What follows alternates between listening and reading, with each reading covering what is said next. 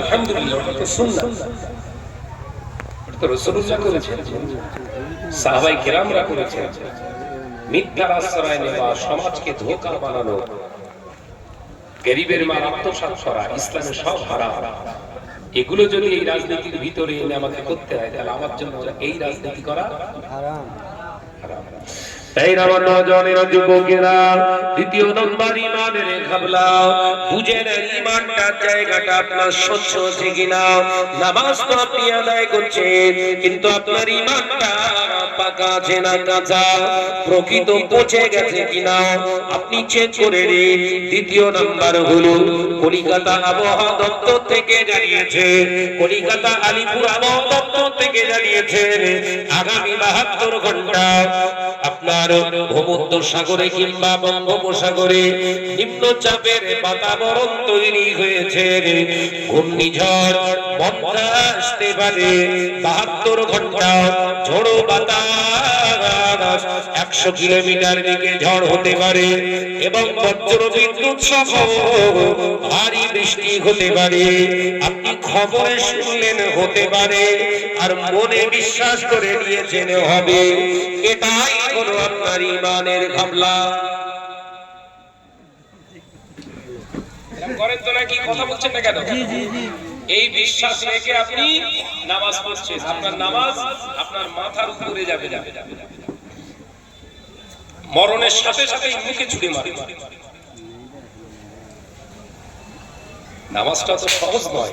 আল্লাহ রাসূল বললেন আফজালুল ইবাদাত, আফজালুল ইবাদাত, যত পৃথিবীতে প্রেয়ার আছে, উপাসনা আছে, নামাজ হলো সবার থেকে উত্তম। একবার জোরে বলুন সুবহানাল্লাহ। কেন?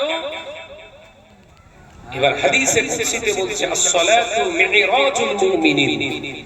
আপনি এমন একটা প্রেয়ারে, এমন একটা ইবাদতে দাঁড়িয়েছেন, ডাইরেক্ট রবের সঙ্গে আপনার কথা হয়। একবার জোরে বলুন সুবহানাল্লাহ। চাপা কি পেয়েছো?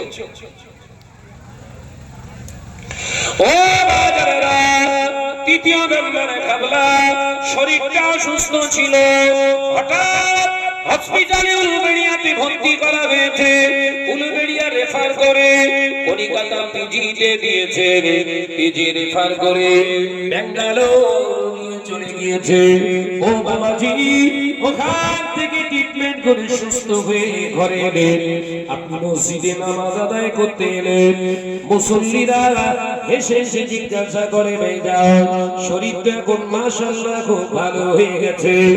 নামাজি মুসল্লি মানুষ, আপনি মুখ ভর্তি দাড়ি, মাথা ভর্তি টুপি, আপনি জুব্বা পরিধান করে বলছে, আমি তো বাঁচতাম না, আমার বাঁচার আশা ছিল না, ভালো ডাক্তার আমাকে ট্রিটমেন্ট করেছে বলে বেঁচে গেছি। এই ইমানে নামাজ পড়লে ওর কবরে বাস পড়ে। কথা বোঝাতে পারছি না বলতে? এই ভাইরা সব দাঁড়িয়ে রয়েছে কেন? বসার জায়গা নেই? এদিকে এদিকে এদিকে সব খালি আছে। এই সব বস্তানি করলে হবে না। ওই তো আমি বলছি তো, আসেন আসেন এদিকে আসেন। আওয়াজ করবেন না, ডিসিপ্লিন একদম নষ্ট করবেন না। এই মাঝখানটায় ফাঁক রয়েছে, আসুন ঢুকে যান। ও বাজারের মুরব্বি বনেরা, ছেলেরা, বাচ্চারা, পর্দার শিলা মা ও বোনেরা, আল্লাহর প্রতি ঈমান আনুন। ঈমানি ঘাবলা আরো দুটো একটা শুনুন। আমাদের ঘরের ছেলেরা আজকে জলসাকে কেন্দ্র করে, আমাদের ঘরের যুবতী মেয়েরা আজকে জলসাকে কেন্দ্র করে একে অপরের সঙ্গে মত বিনিময় করছে। বাবা, গোপনে গোপনে কোন জায়গায় পাঁচতলায়, কোন জায়গায় গাছের আড়ালে, কিংবা ঘরের ভিতরে জেনা ব্যভিচারে লিপ্ত হচ্ছে। তাদের বিশ্বাস কেউ আমাকে দেখতে পায় না, কেউ আমাদের দেখতে পায় না, আমরা চুপি চুপি সারে কাজগুলো করে নেব। এটাও হলো ঈমানের ঘাবলা। কথা বুঝতে পারেন? আমাদের কেউ দেখতে পাচ্ছে না বলে না? এই কেউ দেখছে না তো? না গো, কেউ দেখে না, তার মানে ঈমান নেই। এর কি নেই? আর এই অবস্থায় নামাজ পড়ে মুসল্লি সেজে ঘুরছে।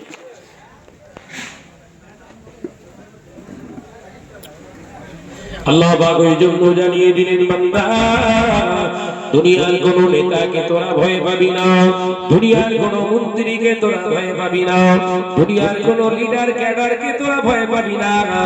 ভয় যদি করতে হয় আমি আল্লাহকে তোরা ভয় করবি। কারণ দুনিয়ার নেতা কবছর দুনিয়ায় থাকবে কোনো গ্যারান্টি কার্ড নাই, কতদিন দুনিয়ার জমিনে জীবন যাপন করবে কোনো গ্যারান্টি কার্ড নাই। পৃথিবীর জমিনে তারা ইলেকশন করে 5 বছরের ক্ষমতা দখল করে, অথচ ওই 5 বছরের ভিতরে 1 বছরের আগে ওর পটল ডাঙায় টিকিট কাটিয়ে দেই আমি আল্লাহ। একবার জোরে বলেন না সুবহানাল্লাহ। ভোটে জিতে গেছে, বিরাট বিজয় মিছিল বার করেছে, হঠাৎ নেতার দিকে যন্ত্রণা হতে হতে কাঁপে পড়ে গেছে, খবরে গেছে হয়ে মাস কাটু। কথা বলে না। আমাদের বসিরহাটের কথা বলি আমি। আমাদের বসিরহাট সাব ডিভিশনে আমাদের এমপি ছিল বসিরহাটের বিধানসভায়, আপনার এমপি ছিল আমাদের হাজী নুরুল ইসলাম সাহেব, জিতে গিয়েছিল 4,73,000 ভোটে জিতেছে। তার মানে তো মরার সম্ভাবনা নেই। কথা বলে না। আপনাদের কি পুলকরাই মহাশয়ের না সাজদা? ও তো ওই রকম জিতেছে, তার মরার সম্ভাবনা নেই। এই অত ভোটে জিতেছে, তাজরাইল আসতে না।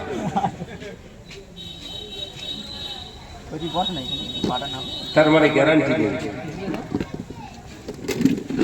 তাহলে যার জীবনে গ্যারান্টি নেই তাকে ভয় করা যায়? ভয় করা যাবে? কেন ভয় করবেন? চুরি করে নিয়েছে। এই আমি রাত্রে এত চলাফেরা করি, আল্লাহ করাচ্ছে। ওটা বাংলার 19টা ডিস্ট্রিক্ট, 19টা জেলাতে আমি নিজে গাড়ি ড্রাইভিং করে যাই। আবার বাইরের রাজ্যে উড়িষ্যা, দিল্লি, হরিয়ানা, মুম্বাই, আপনার মহারাষ্ট্রে, কোথায় সে নাসিক, আপনার পাঞ্জাব, রাজস্থান, গুজরাটের আমেদাবাদ, নদীর দেশে, সব জায়গায় জলসায় যায়। আলহামদুলিল্লাহ, আল্লাহ শুকর করে বলছি। কোন জায়গায় তো ভয় লাগে না। রাজস্থান সিটির উপরে গত বছর 2 জলসা করলাম, জয়পুর, কমলা শহর বলা হয়। প্রচুর প্রশাসন দিয়ে দিয়েছে, জলসা হচ্ছে। 15 থেকে 20,000 মানুষ জলসা শুনছে। বাজি রেখে কথা বলছি, ভয় লাগে না? আর এলাকার কোটায় চৌকি নেতা চোর হয়ে এসে হুমকি দিচ্ছে, ঢাকায় ধরে। অন্যের হুমকিতে যদি আপনি ভীতম্বিত হয়ে যান, তাহলে জানবেন আপনি নিরপরাধ নয়, আপনি হচ্ছে অপরাধী। কথা বলছেন না কেন? আমি ডার্সে কথা বলি, বহু জায়গা থেকে ফোন আসে, হুমকি দেয়, তুমি এবার এদিকে এসো, দেখে লিখছি। সঙ্গে সঙ্গে বলে, ভাই দাঁড়া, আমি ঠিক শুনতে পাচ্ছি না, লাউডে বলি কোন রাস্তাতে গেলে তোর সুবিধা হবে। অমনি ফোন কেটে দেয়। আমি ঘুরিয়ে বলি, ফোন কাটলি কেন? রাস্তা তো আমি চিনি, তুই বল তোর সুবিধা, যে রাস্তাতে গেলে হবে সেই রাস্তাতে যাবো। কারণ তোর খেয়ে আমি বসিনি, যদি তুই আমায় মারিস আমার মৃত্যুটা হবে আল্লাহর রাস্তার মৃত্যু। একবার জোরে বলে আর মুমিন মরেও জিন্দা। ওয়ালা তাকুলু লিমান ইকতালু ফি সাবিলিল্লাহি আমওয়াত। একবার জোরে বলে সুবহানাল্লাহ। মুমিন যারা হয়, আল্লাহর রাস্তায় যারা চলে, ওরা মারা গেছে আল্লাহ বললেন, ও কথা তোমরা ভুলো না। বাল আহইয়াউ, বরঞ্চ আমি আল্লাহ বলছি ওরা জিন্দা। একবার জোরে বলে সুবহানাল্লাহ। ভয় করব কেন? বরঞ্চ ভয় তাদের থাকে যে ঝেড়ে খেয়েছে, মেরে খেয়েছে। দেখেননি এলাকায় সামনে 2 গাড়ি, আমার সামনে একটা লাল আলো, পেছনে নীল আলো, হু হু হু করতে করতে যায়। তার মানে বোঝাচ্ছে সরে যা, ছাড়া পাটি যাচ্ছে, সরে যা, ঢাকা যাচ্ছে। কথা বুঝাচ্ছেন? আমাদের গাড়ি লাগে। আমি বুঝতে পারছিলাম না, ভাই আমার বললো চলে, রাস্তাটা চিনিয়ে দেওয়ার জন্য। দরকার নেই, মুমিনের জন্য আল্লাহ কাফি। একবার জোরে বলে ও বেটারা রাজনেরা মুরব্বিয়ানি গনেরা চক সমুখের মুসলমানেরা আলোচনা বুঝুন আমি বোঝাচ্ছি না আল্লাহ বললেন দুনিয়ার কোন নেতাকে তোরা ভয় পাস না আর আমি আল্লাহ বলছি ইত্তাকুল্লাহ আমি আল্লাহ আমাকে তোরা ভয় কর আমি আল্লাহ আমাকে তোমরা ভয় করো কেন ভয় করবে আমি আল্লাহ 10 বছরের আল্লাহ নয় আমি আল্লাহ 15 বছরের আল্লাহ নয় আমি আল্লাহ 100 বছরের আল্লাহ নয় আমি আল্লাহ 1 লক্ষ বছরের আল্লাহ নয় আমি আল্লাহ 1 কোটি বছরের আল্লাহ নয় আমি আল্লাহ গোলাম আল্লাহু লা ইলাহা ইল্লা হুয়াল হাইয়ুল কাইয়্যুম আমি আল্লাহ ছিলাম আমি আল্লাহ আছি আগামীতেও থাকবো তাহলে কারে ভয় করবে আল্লাহ হ্যাঁ জোরে বলেন না আল্লাহ হ্যাঁ ওই মজলিসে বলছেন আল্লাহ কি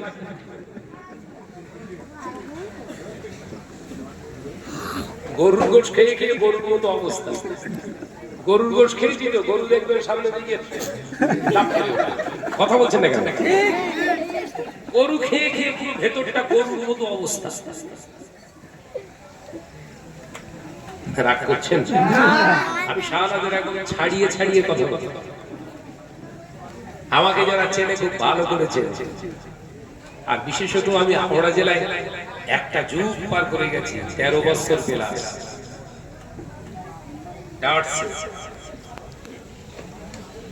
ও বাবারা নজনেরা মুরব্বিয়ানি গনেরা ছেলেরা বাচ্চারা পর্দার শিরা মা বোনেরা আল্লাহ পাক জানিয়ে দিলেন যারা গোপনে গোপনে আল্লাহর হাজারিতে ডুবে যায় জিনা করে সুদে টাকা খায় মদ খায় জুয়া খেলে লটারি কাটে ওরা যদি আমি আল্লাহকে বিশ্বাস করতো অন্যায় কাজ করতো না দুনিয়ার সবাই যখন ঘুমায় দুনিয়ার নেতা মন্ত্রীরা সারাদিন পরিশ্রম করে অথচ তারা ঘুমিয়ে পড়ে তাদের বিশ্রামের দরকার হয় ও বান্দা আমি আল্লাহ আমাকে কেন ভয় করবি আমি আল্লাহ তোকে জানাচ্ছি লা তাখুযুহু সিনাতু ওয়ালা নাওম আমি আল্লাহ বলছি ঘুম আমায় স্পর্শ করে না আমি আল্লাহ আমার বিশ্রামের দরকার হয় না আমি আল্লাহ সদাই জাগ্রত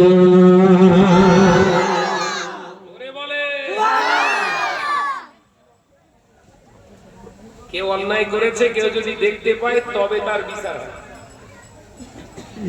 এত নাকি যদি সাক্ষীটা আবার ঠিকভাবে দিতে পারে সে মিথ্যে হোক আর সত্য আর আল্লাহ বললেন আমার কোনো সাক্ষী দরকার হয় না তাহলে কার ভয় করার দরকার আল্লাহ আল্লাহর ভয় থাকলে আমাদের ঘরের মেয়েরা সব নায়িকা সেজে রাস্তায় ঘুরতে হয় না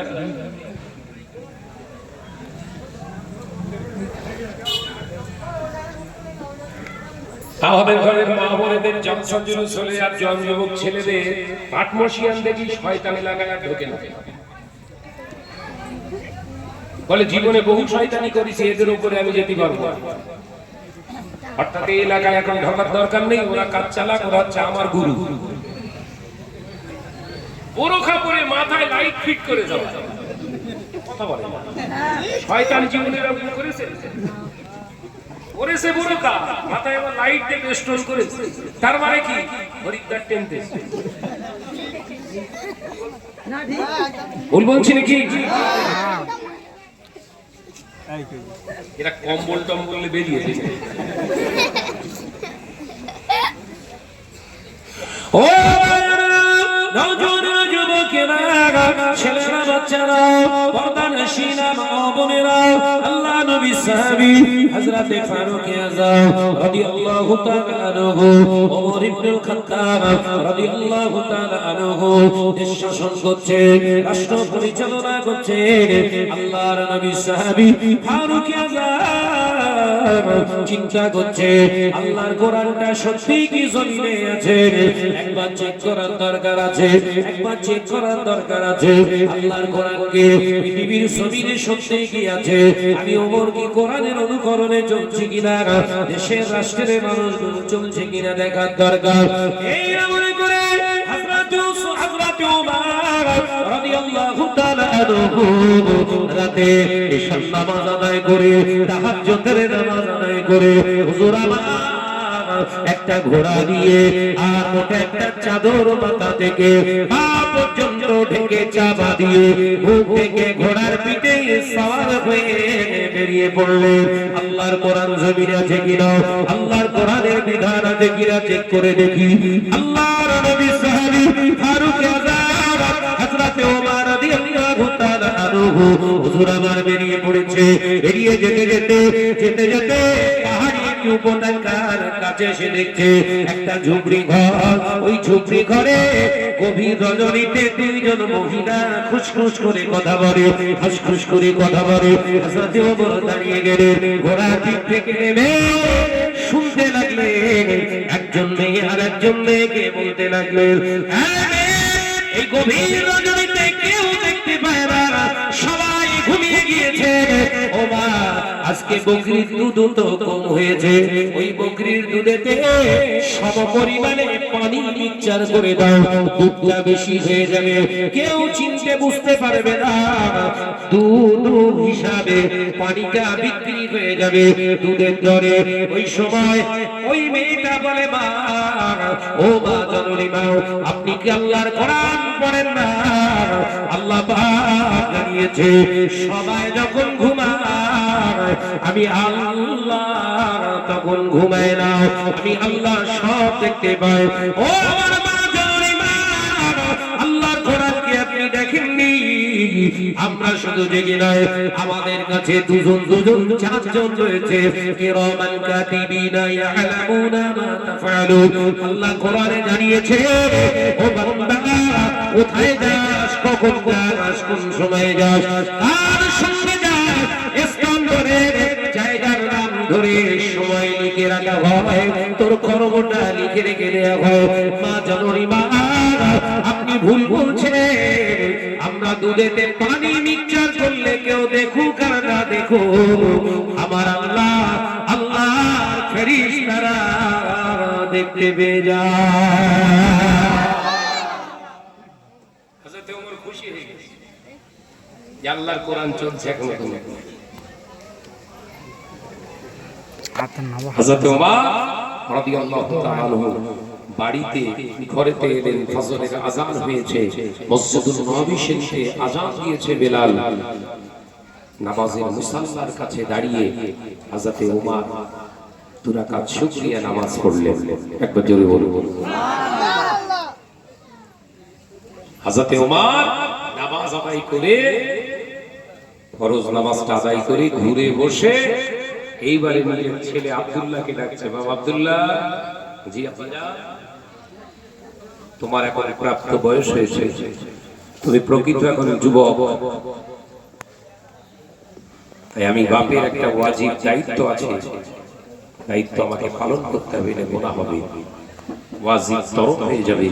বাবা আব্দুল্লাহ, তোমার জন্য একটা মেয়ে চুজ করেছি, তোমার জন্য একটা মেয়ে পছন্দ করেছি, তুমি পারলে ওই মেয়েটাকে বিবাহ করো। বাবা আব্দুল্লাহ, তার ঘর ভাঙা থাকতে পারে, তার ঈমানটা কিন্তু মজবুত আছে। একবার জোরে বলে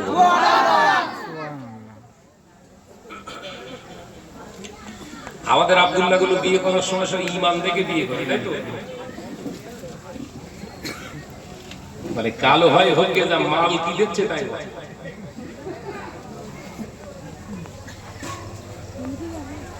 দেড় লাখ টাকা একটা কথা বলেছেন, ঘর সাজানো জিনিস সব দিয়েছে, দিতে দিতে দিতে সব দেওয়া হয়ে গেছে, শুধু তিনটে জিনিস বাকি থাকবে। আমি বলি তিনটে এবার থেকে দিবি তো, যারা টাকা পয়সা চেয়ে নিয়ে বিয়ে করে ওই তিনটে জিনিস বাকি রাখবে, কারণ ওই টাকা পয়সা ফুরিয়ে গেলে কি করে খাবে? টাকা পয়সা যা দিবে তো খেয়ে ফেলবে, তারপরে কি করে খাবে? ও তো অকর্মণ্য, আরামখোর। তাই ওর জীবিকাটা অন্তত ধরিয়ে দেখি, একখানা ছাতি, একখানা লাঠি আর দুটো বুনো শোর। কথা বলে না। কি বললো? একখানা বড় ছাতি, ছাতা ছাতা, একখানা বড় ছাতা, একটা বড় লাঠি আর দুটো। ভয় খাচ্ছেন নাকি শোরের নাম লিতি? অনেকেই বলে এটা হচ্ছে মুফতি মহিলা, এটা মুফতি মহিলাদের ফতোয়া, শোরের নাম নিলে ফেরেশতা আসে। এর ফতোয়ায় কি বলল? মহিলা। আমার নওজওয়ানেরা, যুবকেরা, ছেলেরা, বাচ্চারা, তাহলে ঈমান মজবুত আছে, নামাজ পড়লে নামাজ হবে না। কেউ যদি জিজ্ঞাসা করে ভাইজান শরীরটা এখন আপনার সুস্থ, বলুন আলহামদুলিল্লাহ, আল্লাহর অশেষ মেহেরবানি, ভালো ট্রিটমেন্টের সাহায্যে ওসিলায় আল্লাহ সুস্থ করে তুলেছে। আপনি পূর্ণ ঈমানদার। একবার জোরে বলুন সুবহানাল্লাহ। কে সরকার থাকবে কে থাকবে না ওটা আল্লাহ ডিসিশন নেবে। আর এই জমিন তো আল্লাহ, কোন সরকারের না। কে জমিনে থাকবে কে থাকবে না ও ডিসিশন আল্লাহ নেবে। আল্লাহ যতদিন হায়াত রাখবে সেই আল্লাহ দয়ায় বেঁচে থাকবো। কে রাখবে না রাখবে সব বিশ্বাস করি না, পূর্ণ ঈমানদার। আবহাওয়া দপ্তর বলেছে আল্লাহ চাইলে হবে, পূর্ণ ঈমানদার। হায়াত হয় বলেছে, তাই তো ধান কাটা যাবে না, বৃষ্টি হবে, বিরাট ঝড় হবে, টিনের সব এগুলো খুলছে, টিনের সেট করে রেখেছে দুতলার উপরে, সেগুলো সব খুলছে মিস্ত্রি লাগে। এরা কেন কি হয়েছে? বিশাল ঝড় আসতে আসতে।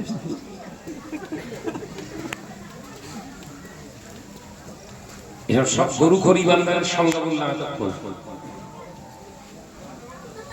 মানে হেড করলেই চমকে ওঠে।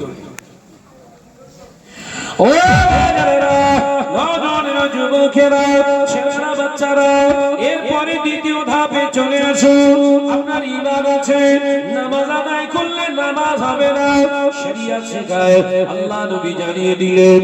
এরপরে দ্বিতীয় ফরজ তোমার শরীরটা পবিত্র করো। শরীর যদি পাক না থাকে, নামাজ আদায় করলে নামাজ হবে না, নামাজ আদায় হবে না। আপনি মনে করছেন শরীর পাক করা মানে ধুয়ে ফেলা, শরীর পবিত্র করা মানে গোসল করে ফেলা। না না না, 100 বালতি পানি যদি মাথা থেকে পা পর্যন্ত ধুয়ে ফেলা হয়, 100 বালতি পানি দিয়ে গোটা শরীরটা যদি ধৌত করা হয়, তাও শরীরটা পাক হবে না।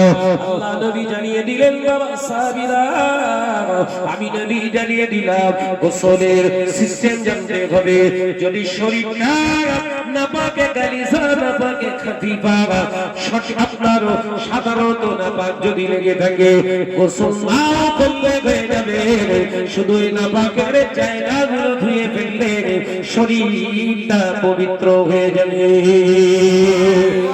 নাপাকে খাফিফা, কঠিনতম নাপাক, শরীর থেকে এক ফোঁটা বীর্য নির্গত হয়ে যায়, এই জায়গাটা ধুয়ে ফেললে আর পাক হবে না। তখন গোটা শরীরটা ধুতে হবে। আর এই গোটা শরীরটা ধুতে গেলে ফাত্তাবিউনি, আমি নবীর ইত্তেবা করে ধোয়া লাগবে। এক নাম্বার গোসলের 3টি ফরজ। এক নাম্বার, শরীর থেকে যদি বীর্য নির্গত হয় তাহলে গোসল ফরজ হয়ে যায়। আর গোসলের ফরজ হলো 3টি। এক নাম্বার ফরজ হলো মুখে পানি দিয়ে গড়গড়া করা, অর্থাৎ মুখে পানি দিয়ে গড়গড়া করতে হবে, হুলঘুম পর্যন্ত পানি যেন পৌঁছায়। একবার গড়গড়া করা হলো ফরজ, 3বার করা হলো আমি নবীর সুন্নাহ। ও সাহাবীরা, আমি নবী জানিয়ে দিলাম, দ্বিতীয় নম্বর ফরজ হলো এই নাকের হাড্ডি পর্যন্ত একবার পানি দিয়ে ধৌত করা হলো ফরজ। 3বার ধৌত করলে সন্দেহ হয় না, একবার নত করলে সন্দেহ থেকে যায়। এই সন্দেহ থেকে দূরে থাকার জন্য আমি নবী 3 বার তওবা করেছি, তোমরাও 3 বার তওবা করবে, আমি রাসূলুল্লাহর সুন্নাত আদায় হয়ে যাবে।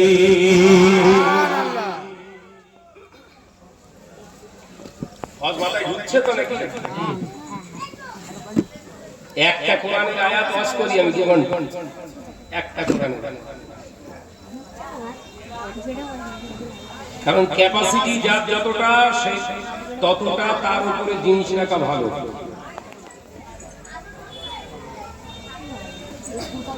আপনারা মাদ্রাসায় পড়েননি, পড়াশোনা করেননি মাদ্রাসায়, এখানে যদি 10টা আয়াতের আমি বিশ্লেষণ করি নিতে পারবেন না, ক্যাপাসিটি নেই। আমরা 16 বছর মাদ্রাসায় পড়াশোনা করে টাইটেল পাস করে মাওলানা হয়েছি, 16 বছর, তবে আমাদের নামের আগে লেখা হয় মাওলানা। আপনারা মাদ্রাসায় কোনোদিন পড়েননি, আমরা 16 বছর পড়ে কোরআন শরীফের তাফসীর করতে গেলে এখনো কিতাব আমাদের মুতাআলা করতে হয়, স্টাডি করতে হয়। আর আপনারা জীবনে কোরআন শরীফ পড়তে সঠিকভাবে জানেন না, দ্বিতীয় নম্বর অনুবাদও কিছু জানেন না। এখন 10টা আয়াত যদি এখানে আমি আপনাদেরকে শেখাই, জীবনে পারবেন? ক্যাপাসিটি নেই তো। ওই জন্য আল্লাহ প্রসেস শেখালেন প্রথমেই, কি ইচ্ছা করলে আল্লাহ 6666টি আয়াত একসঙ্গে হাবিবের উপর দিয়ে দিতে পারেন। আল্লাহ কি সুন্দর প্রসেস শিখিয়েছে দেখেন ওয়াজে। 114টা সূরা আল্লাহ একসঙ্গে নাযিল করতে পারতেন না, পারতেন না? আল্লাহ বললেন না। ওই প্রসেসে যদি আমি কোরআন অবতরণ করি, আমার হাবিব তার ক্যাপাসিটি থাকবে, কিন্তু উম্মতের নেই, সব গুলিয়ে মিলিয়ে ক্ষীর করে ফেলবে। এই ক্যাপাসিটি অনুযায়ী হাবিব প্রথম প্রসেস আমি আল্লাহ শেখাচ্ছি। সূরা আলাকের প্রথম 5টি আয়াত নাযিল করলেন। একবার জোরে বলুন সুবহানাল্লাহ।